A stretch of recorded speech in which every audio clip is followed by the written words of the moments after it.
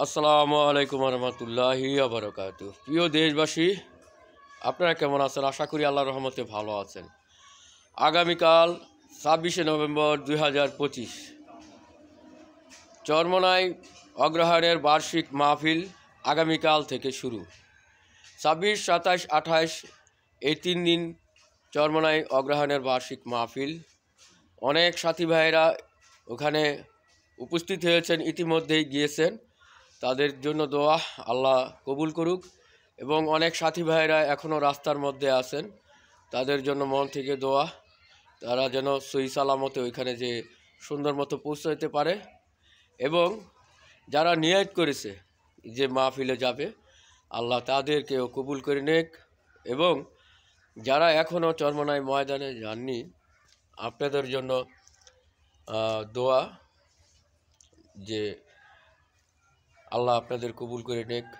আপনারা যারা যাননি, আপনারা ইনশাআল্লাহ যে দেখেন যে ওইখানে কি হয়।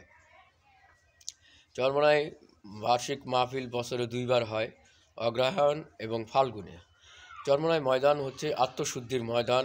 পথ ভোলা মানুষগুলা ওইখানে যে আল্লাহর ইবাদত গুজারি হয়ে যায়, অটোমেটিকলি পরিবর্তন হয়।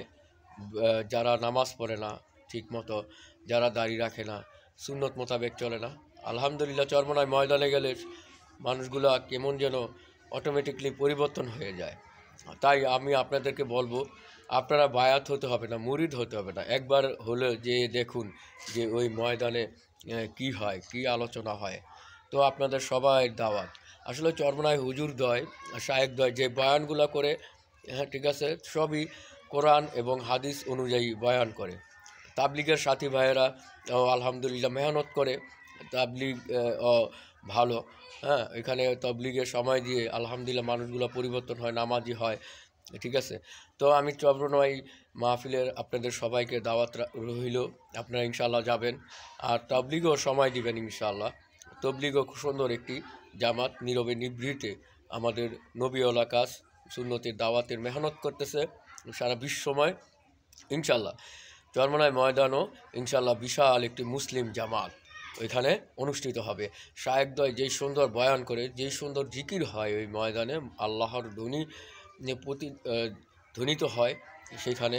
ইনশাআল্লাহ আমরা সবাই যাব, আপনারা সবাই আসবেন, আপনাদের সবার দাওয়াত, ঠিক আছে।